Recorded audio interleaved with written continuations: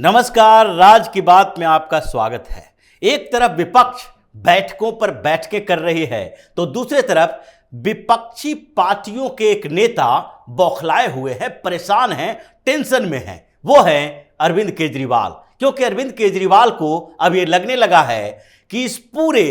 Gang में शामिल होने से उनको कोई फायदा होने वाला नहीं है, उनका तो नुकसान पर नुकसान ही हो रहा है। इसलिए केजरीवाल अब इस गैंग से बाहर निकलकर एक नया तरीका ढूंढ रहे हैं कि कैसे भी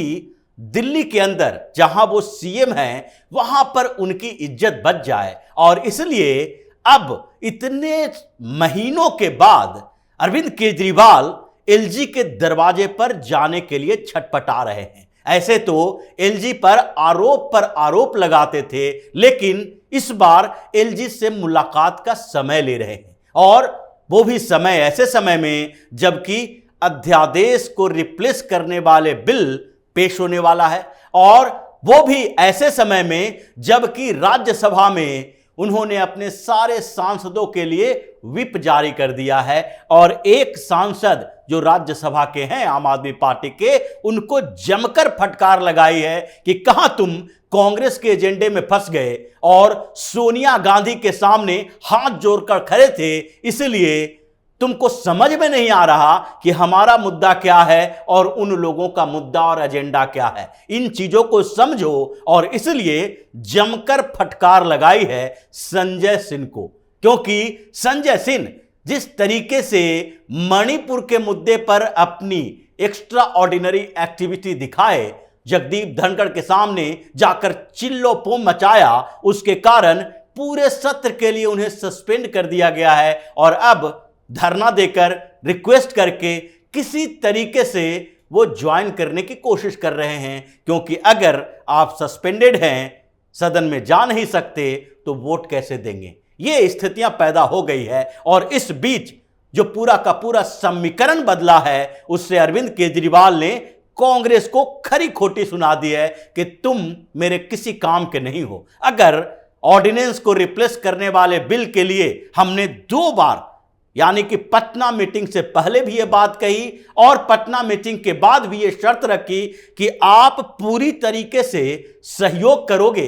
तभी हम विपक्षी गठबंधन में शामिल होंगे, लेकिन सोनिया गांधी ने उस समय स्मार्ट तरीका अपनाया और केजरीवाल को आश्वासन दे दिया कि चलो आपके साथ हम इस ऑर्डिनेंस को रिप्लेस करने वाले बिल पर रहेंगे। लेकिन बेंगलुरु बैठक के बाद धीरे धीरे जब इन लोगों को समझ आया कि केजरीवाल खुद भी चतुर है और वो मौके की तलाश कर रहा है कि अगर बिल पास हो गया, भारतीय जनता पार्टी को रोक नहीं पाए, तो इसके बाद ये विपक्षी एकता वाले लोग, इन लोगों की हमें जरूरत कहां है। क्योंकि कांग्रेस के साथ गठबंधन करने का मतलब है कि दिल्ली और पंजाब दोनों ही जगह पर हमें भी सैक्रिफाइस करना पड़ेगा और कांग्रेस को भी सैक्रिफाइस करना पड़ेगा, जिसके लिए कांग्रेस भी तैयार नहीं है। अरविंद केजरीवाल ये नहीं चाहता है कि दिल्ली और पंजाब में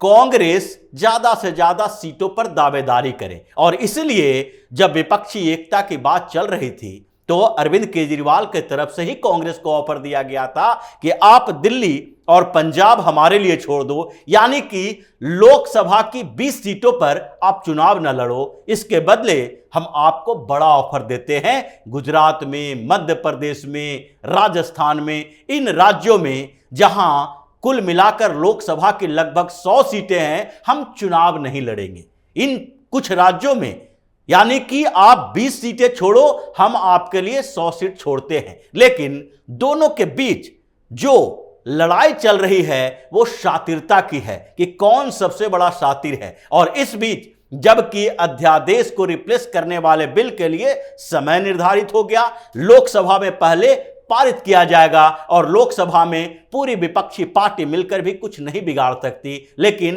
राज्यसभा में यह समीकरण बदलने की कोशिश कर रहे थे। और उसमें भी यह समीकरण जब नहीं बदला और पूरी विपक्षी पार्टियों को जब कांग्रेस ने एक मुद्दे पर एक्टिवेट कर दिया तो अरविंद केजरीवाल चिढ़ने लगे। अरविंद केजरीवाल ने पिछली बार की बैठक में भी अपने नेता यानी राघव चड्ढा को बोला था कि कांग्रेस को बताओ कि वो मणिपुर के मुद्दे पर जिस तरीके से पूरे दिन रात लगी हुई है, उसमें से एक समय कम से कम निकाला जाना चाहिए कि मीडिया में भी ये बात चले कि दिल्ली में जो ऑर्डिनेंस को रिप्लेस करने वाला बिल लाया जाएगा, उस बिल से फेडरल सिस्टम को खतरा होगी। यानी दिल्ली के चुनी हुई सरकार के खिलाफ केंद्र सरकार ने जो काम किया है, उससे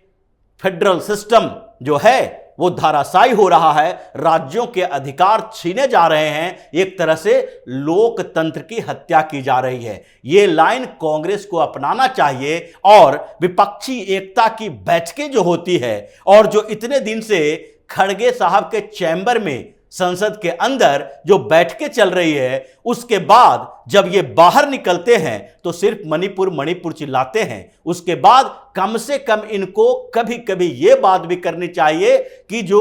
ये बिल दिल्ली सरकार के खिलाफ लाया जा रहा है, वो बिल तब तक नहीं लाया जाए जब तक कि सुप्रीम कोर्ट इस पर फैसला नहीं दे देता है। क्योंकि यही बात अरविंद केजरीवाल के सांसद राघव चड्ढा और संजय सिंह, ये दोनों ने जगदीप धनखड़ के सामने भी उठाया था, जब ये बात चली थी कि राज्यसभा में कौन कौन से बिल इस बार पेश किए जाने हैं, और उसकी लिस्ट सूची पूरी धनखड़ साहब सुना रहे थे सारे राज्यसभा सांसदों के सामने। जैसे ही ये दिल्ली का बिल आया और उसकी चर्चा होने लगी, तो राघव चड्ढा और संजय सिंह, ये दोनों ने पहले विरोध किया और जगदीप धनखड़ को कहा कि यह मामला सामने नहीं आना चाहिए, इस पर बिल लाने की अभी जरूरत नहीं है। सरकार को यह सोचना चाहिए कि यह पूरा का पूरा मामला अभी सुप्रीम कोर्ट में चल रहा है और सुप्रीम कोर्ट में 5 जजों की बेंच इसकी सुनवाई करेगी। जब तक सुप्रीम कोर्ट में मामला सुलझ नहीं जाता है,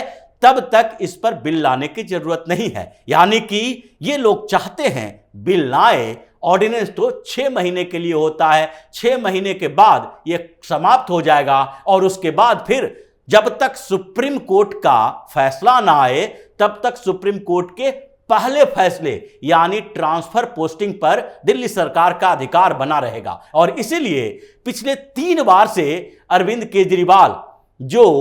बैठक होनी थी उसको टाल रहे हैं ट्रांसफर पोस्टिंग के लिए, क्योंकि वो जो कमिटी बनी है ऑर्डिनेंस के हिसाब से, उसमें दिल्ली के चीफ सेक्रेटरी नरेश कुमार भी होते हैं, होम मिनिस्ट्री की तरफ से होम सेक्रेटरी होते हैं और दिल्ली के मुख्यमंत्री अरविंद केजरीवाल भी उसमें शामिल हैं। लेकिन केजरीवाल को पता है कि अगर मीटिंग होगी, प्रपोजल होगा, तो 2 लोग एक साथ होंगे, हम अकेले होंगे, फिर बहुमत से पास हो जाएगा कि इनको इस पद पर नियुक्त किया जाना है। इसलिए पिछले 3 बार से वो बैठक के लिए मना कर रहे हैं, पोस्टपोन कर रहे हैं कि कुछ दिन के बाद होगी, कुछ दिन के बाद होगी। पहले तो सुप्रीम कोर्ट के फैसले का इंतजार था और अब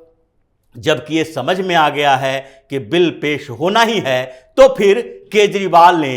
एक नया बहाना शुरू कर दिया और इसी बात को लेकर सोनिया गांधी, खड़गे दोनों को बार बार धमकी दी कि आपने एक बार भी 8 दिनों के अंदर यह मुद्दा उठाया नहीं, न संसद के अंदर न संसद के बाहर, जबकि सारे विपक्षी पार्टी के नेता एक साथ आते हैं। आप ब्लैक प्रोटेस्ट मणिपुर के लिए करते हो, आप ब्लैक प्रोटेस्ट दिल्ली के ऑर्डिनेंस के खिलाफ नहीं करते हो। जब तक यह मुद्दा नहीं बनेगा तब तक हमें क्या फायदा होगा, यह बताइए। और जब वहां पर कोई दाल नहीं गल रही थी तो फिर उन्होंने संजय सिंह को तो फटकार लगाई ही कि उसके एजेंडे पर चल रहे हो। दूसरी तरफ अरविंद केजरीवाल अब एलजी से सेटिंग के लिए पहुंच गए,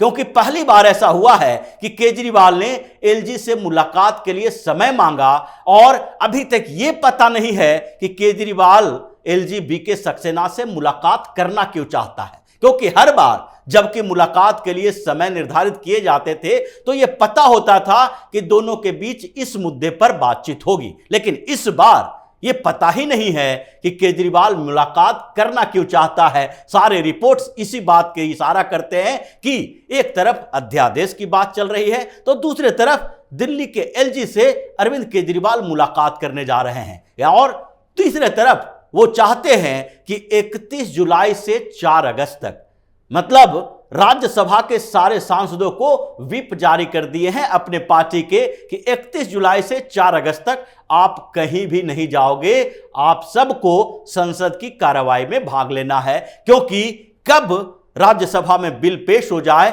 ये पता नहीं है, लेकिन जो समीकरण बना रहे हैं और जो समीकरण बताया जा रहा है, जो राज्यसभा की स्थिति है, उससे तो अरविंद केजरीवाल पूरी तरीके से निराश है। और यह निराशा की वजह यही है कि भारतीय जनता पार्टी अभी इस पूरे समीकरण में पास हो चुकी है। उसके पास 93 अपने सांसद हैं, 10 मनोनीत सांसद हैं राष्ट्रपति द्वारा, जिसमें से 5 पहले ही भारतीय जनता पार्टी की सदस्यता स्वीकार कर चुके हैं, 5 और हैं जिन पर कोई कंफ्यूजन नहीं है। यानी कि 103 तो अकेले भारतीय जनता पार्टी के समर्थन वाले सांसद हैं। दूसरी तरफ जो सांसद 13 एनडीए के हैं वो भी इनके पास होंगे, और इसे मिलाकर अगर देखा जाए 118 सांसद ऐसे ही भारतीय जनता पार्टी के पास हैं, और बिल को पारित करवाने के लिए 119 सांसदों की जरूरत पड़ेगी, केवल 119 सांसद की। लेकिन जब एक राज्यसभा में सस्पेंशन हो गया, यानी संजय सिंह बाहर निकल गए, तो वो भी एक सदस्य कम हो जाएगा और 117 से 18 के बीच ही बहुमत साबित हो जाएगा, क्योंकि पहले ही जगन मोहन रेड्डी ने अपने 9 सांसदों के साथ भारतीय जनता पार्टी को समर्थन दे दिया है। यानी पूरा विपक्ष एक हो जाए, जो इंडिया जिसको कहते हैं, वो सारे एक भी हो जाएगा तो इनका आंकड़ा 100 के आसपास ही रहेगा। इसलिए केजरीवाल अब पूरी प्लानिंग बना चुका है, यानी कि विपक्ष में फूट पड़ चुकी है, और जैसे ही ये बिल पारित होगा, कानून बनेगा, केजरीवाल यू टर्न लेगा और अध्यादेश के बाद केजरीवाल फिर से कांग्रेस के खिलाफ आ जाएगा, क्योंकि अरविंद केजरीवाल को पता है कि उसकी राजनीतिक अस्तित्व और जहां जहां उसकी जीत की संभावना है उन्हीं राज्यों में है, उन्हीं जगहों पर है जहां कांग्रेस कुछ सीटें जीतती है। यानी वो कांग्रेस से ही सीटें छीन सकते हैं, चाहे पंजाब हो या दिल्ली हो या फिर गुजरात हो। गुजरात में भी जो 5 विधानसभा सदस्य बनाए वो सारे कांग्रेस से ही छीनकर बनाए हैं। यानी वो कांग्रेस के खिलाफ अगर नहीं रहेंगे, कांग्रेस के साथ रहेंगे, तो उनको सबसे ज्यादा नुकसान होगा, क्योंकि भारतीय जनता पार्टी के वोट तो वो ले नहीं सकते, और कांग्रेस के साथ जैसे ही जाएंगे, जो लोग कांग्रेस के खिलाफ आम आदमी पार्टी और भारतीय जनता पार्टी में चुनाव करके भाजपा के बदले आम आदमी पार्टी को वोट देते थे, वो भी अब भारतीय जनता पार्टी की तरफ चले जाएंगे। और इसी स्ट्रेटजी पर अरविंद केजरीवाल की बैठकें चल रही है कि अब तो जैसे ही बिल पारित हो, यू टर्न लेना है और कांग्रेस के खिलाफ अभियान चलाओ, ऐसे ही जैसे कि भाजपा के खिलाफ चला रहे हो, तभी आम आदमी पार्टी को आगे फायदा मिल सकता है। और इसीलिए पूरा का पूरा विपक्ष इस बात पर नजर टिकाए हुए है कि अरविंद केजरीवाल का अगला मूव क्या होगा, क्योंकि एक तरफ एलजी से मुलाकात, भारतीय जनता पार्टी से सॉफ्ट कॉर्नर, और दूसरे तरफ कांग्रेस के खिलाफ अभियान। कांग्रेस के हर मीटिंग में एक सवाल कि आपने हमारे लिए वो नहीं किया जिसका आपने वादा किया था। यानी पहला विकेट जो विपक्ष के तरफ से गिरने वाला है वो अरविंद केजरीवाल का है, जो यू टर्न लेंगे। और केजरीवाल के यू टर्न का मतलब है कि वो मीटिंग की वो बातें भी बाहर में करेंगे जिस पर इन लोगों ने पटना और बेंगलुरु में चर्चा की थी। तो इसी तरह की खबरों के साथ फिर से हाजिर होंगे, तब तक के लिए बने रहिए हमारे साथ और देते रहिए हमें सहयोग, ताकि इसी तरह की खबर हम आपके लिए लाते रहें। धन्यवाद।